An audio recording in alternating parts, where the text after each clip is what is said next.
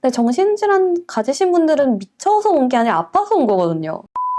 정신병원에 들어가셔서 네. 경험하셨던 이야기를 책으로 내주셨는데요. 네. 작가님을 얘기했을 때는 이제 전혀 그런 걸 전 이제 네. 못 느끼긴 한데, 그 당시에는 가족분들이나 남편분이 되게 조심스러울 정도로 민감한 부분이셨던. 네. 언제부터 내가 우울하다, 뭐 우울증이다 그런 걸 느끼셨던 거예요? 전 사실 제가 검사를 했는데 제가 초등학교, 중학교 때부터 우울증이 있다고 나왔어요. 어릴 때도 우울했어요. 어릴 때도 우울해서 학교 생활 잘 못한 게 우울해서. 너무 우울해가지고 학교 생활도 잘 못하고 친구도 잘 못 사귀고 말도 엄청 줄고 이래서 학교 다닐 때부터 계속 우울해왔고, 이제 성인이 되고 나서는 내가 내 돈으로 치료를 받을 수 있으니까 상담도 좀 받아보고 치료도 좀 받아보고 그렇게 했는데, 갑자기 심해진 거는 결혼한 직후부터 엄청 심해졌죠. 그 전까지는 그렇게 심하다, 그냥 우울한데 뭐 그냥 저냥 뭐 내일 출근해야 되고 이렇게 됐다면, 결혼한 이후에는 진짜 아무것도 못했어요. 하던 일도 다 그만두고 뭐 살은 쫙쫙 빠지고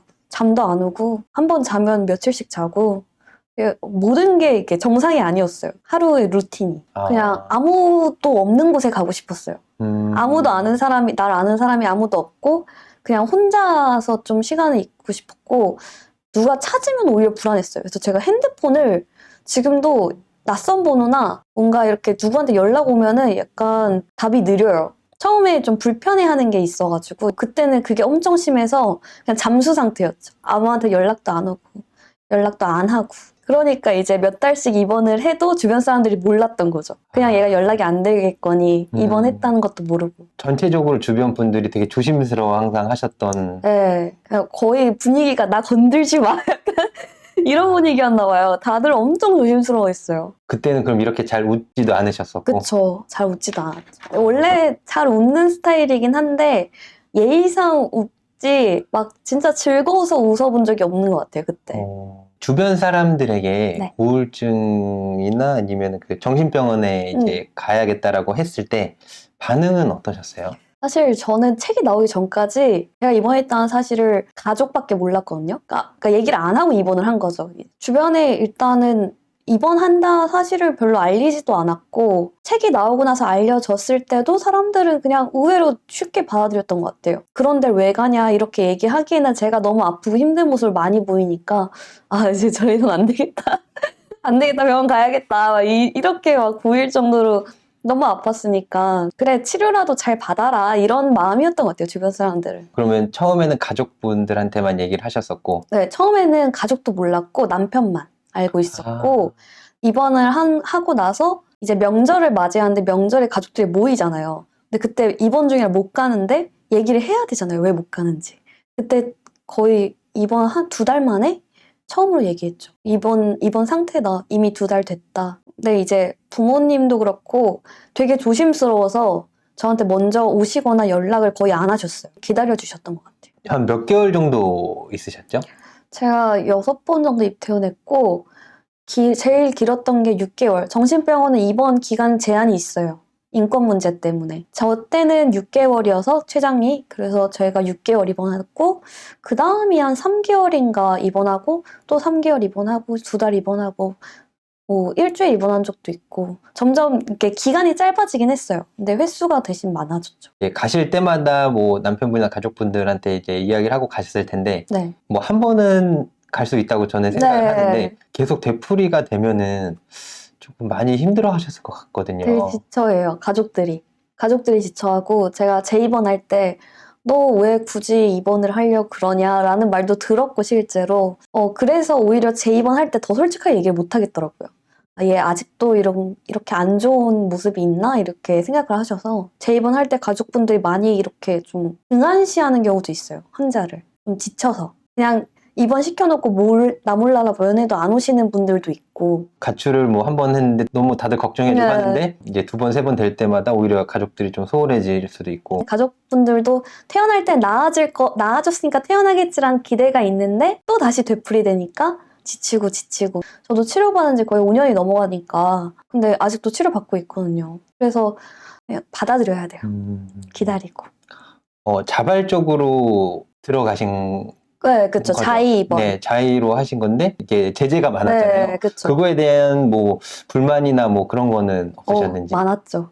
아, 불만 많았어요. 아, 저 처음 입원하고 나서 3일, 이틀인가 3일 만에 퇴원하겠다 그랬어요. 아. 너무 답답해가지고 진짜 뭘 해야 될지 모르겠더라고요. 너무 답답한데 이제 의사 선생님 면담 왔을 때 저 퇴원하고 싶다고 했더니 이제 안 된다고 다시 생각해봐라. 막지는 못해요. 이제 내가 원해서 입원을 한 경우에 내가 퇴원을 원하면 퇴원하게 돼 있어요.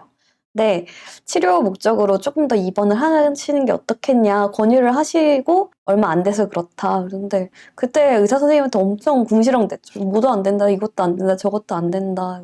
이게 사람 가두는 거지 치료하는 거냐 막 의사 앞에서 그런 시간이 또 필요한 때였던 것 같아요. 돌이켜 생각해보면. 불만이 많았지만 좀 참으시면서 계속 그쵸. 좀, 그래도 믿고 한번. 네, 한번 의사 선생님 믿고 지내다 보니까 근데 또 지낼만 하더라고요. 네. 되게 적응을 잘 하시는 스타일. 아니요, 저 되게 적응하는데 오래 걸렸어요. 한 2달 걸렸나? 다른 분들 거의 일주일에서 2주면은 거의 완벽 적응하시거든요. 막 그냥 새로운 환자 들어오면 문 앞에 마중 나가고 그래요. 구경하고 막 새로운 사람 왔다 이러면서.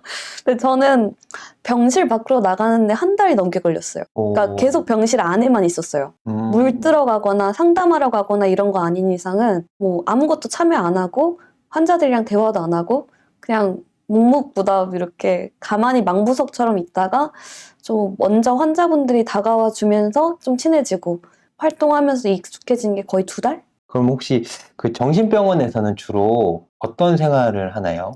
사람마다 다른데 저처럼 계속 주구장창 책만 읽는 사람도 있고 사람들이랑 어울려서 대화하는 사람들도 있는데 모든 프로그램이 진행되는 동안 강압성은 없어요. 왔는데 눈치는 줘요. 그 프로그램 시간에 참여 안 하면은 간호사 와가지고 참여 안 하세요? 이런 거 물어보고 또 뭐 하고 있나 확인도 하고 근데 저녁 시간에는 대부분 환자들끼리 대화를 가장 많이 하고요. TV를 보거나 그게 다예요. 진짜 할 게 없어요. 가끔 모여서 보드게임도 하긴 해요. 병원에서 되는 보드게임 이런 거 구비해 놓는 경우가 있더라고요. 야, 신기한 거다 이러고 환자들끼리 되게 사이좋게 친하게 잘 지냈던 것 같아요, 저는. 얘기만 들으면 되게 한 번쯤 갈만한.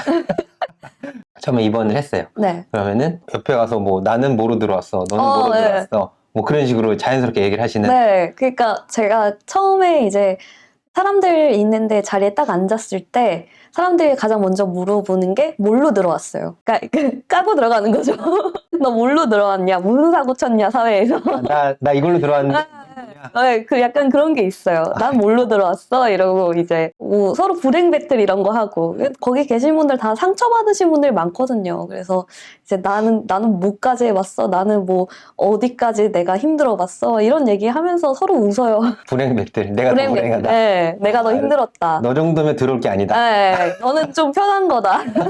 너는 금방 나와서 퇴원할 수 있을 거야. 막 희망도 심어주고. 근데 얘기만 들어서는 되게 자연스럽고 그냥 무슨 학교 같은 분위기네요. 아침에 일어나서 체조하고 다 같이 체조합시다 이러면은 이제 프로그램 같이 사람들 모여가지고 홀에 모여서 체조하고 생각보다 다들 이렇게 순종적으로 다 프로그램 많이들. 거기서 또 이제 무난 행동을 하시는 분들이 있는데 그런 경우는 알고 있죠 저희가. 왜냐면 저러면은 퇴원이 늦어진다. 의외로 사람들이 되게 적극적으로 나서는 경우가 있어요. 만나셨던 분 중에 무서웠던 분이 있으셨나요? 초반에 처음 입원할 때는 낯설잖아요. 그러니까 낯서니까 모든 사람이 무서운 거예요. 왜냐면 이 사람들은 무슨 이유로 들어왔는지 모르잖아요. 나는 내가 입원한 이유를 아는데 여기 정신병원이고 저 사람들은 도대체 왜 입원을 했나?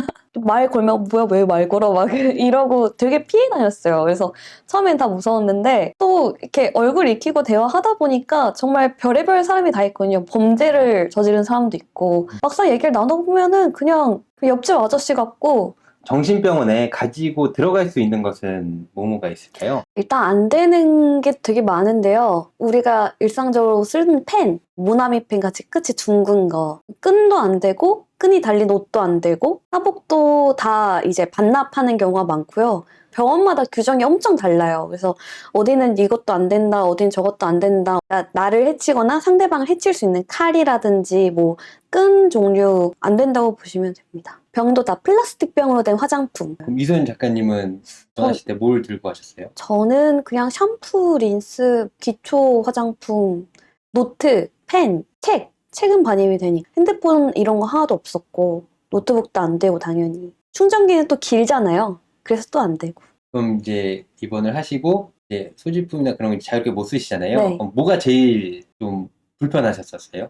일단 핸드폰 없는 건 생각보다 괜찮았는데 그 다이어리를 갖고 들어가는데 다이어리에 달린 그 책갈피 끈이 있잖아요. 그걸 끈이라고 잘라가는 거예요. 책에 달린 끈도 다 잘라가거든요. 근데 책을 좋아하는 사람이 그 끈이 잘리는 걸 보면 되게 마음이 아파요.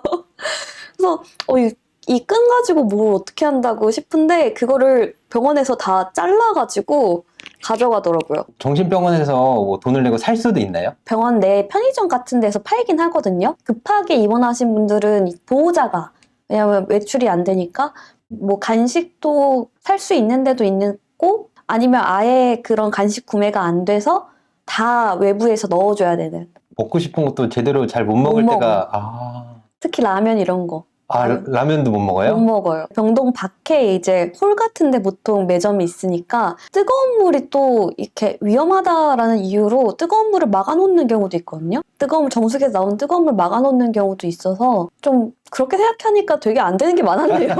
그때는 그냥 그러려니 했는데 그때 라면이 제일 먹고 싶었어요. 어쨌든. 그 정신병원에서 정신병이랑 네. 아예 미친 사람이라고 볼 수 있는 아, 사람들 있잖아요. 네. 다 들어오시는 건가요? 그 기준에 따라 다르잖아요. 미쳤다라는 게. 기준에 따라 달라서 제가 그거 함부로 얘기를 못 할 것 같아요. 누가 보기에는 저보고 미쳤다고 할 수도 있잖아요. 쟤 미친 것 같아. 이렇게 얘기할 수도 있고. 얘까진 괜찮아 라고 볼 수도 있어서 기준에 따라 너무 많이 달라서 근데 정신질환 가지신 분들은 미쳐서 온 게 아니라 아파서 온 거거든요. 어느 부분에서는 그렇게 느껴질 수도 있죠. 한 부분에서. 근데 미쳤다라는 게 약간 칭찬일 때도 있잖아요. 그쵸. 와, 얘 요즘은. 진짜 미쳤다. 와, 미쳤다. 너무 좋을 때. 그때, 와, 쟤는 저 분야에서 미쳤어. 막 이런 게 있기 때문에, 저는 미쳤다라는 단어 자체를 나쁘게 생각하고 있진 않아요. 자의로 입원하면 내가 원하는 때 나갈 수 있는 거예요? 네, 퇴원은 가능해요. 그러니까 법적으로 막지는 못해요. 근데 다만 그게 있어요. 이 사람이 절대 퇴원해서는 안 되는 그런 심리 상태예요, 지금. 막 나가서 바로 사고 칠 것 같아요. 사고 치려고 퇴원한다고 얘기할 수도 있잖아요. 그런 경우에는 이제 의사가 판단하에 입원을 바꿀 수가 있어요. 동의 입원을 돌려놓으면 퇴원하기가 좀 힘들거든요. 어느 정도 치료 경과가 있어야 퇴원을 할 수 있어요. 그럼 이선 작가님은 꼬박꼬박 약 잘 드셨던? 네, 저는 잘 먹고 약 먹었는지 확인도 해요. 그 네. 몰래 막 숨기고 안 먹고 막 네, 그럴까봐? 네, 안 드시는 분들도 있어요, 실제로. 숨기고. 난 멀쩡하니까. 네, 근데 그냥 이렇게 막 이렇게 억지로 확인하는 거 아니에요. 그냥 한번 하세요 하고 그냥 간단하게 이 정도만 하고 먹는 걸 봐요. 먹는 걸 앞에서 네, 봐요? 네. 한 명씩 이제 약을 주잖아요. 이제 사람마다 약이 다르니까 그때마다 약을 삼켰는지 그냥 약을 잘 먹는지 확인은 하죠. 그리고 눈앞에서 먹었고 살아도 그만 죽어도 그만. 이게 되게 사람 마음이 편해지더라고요. 살고 싶다라고 생각했을 때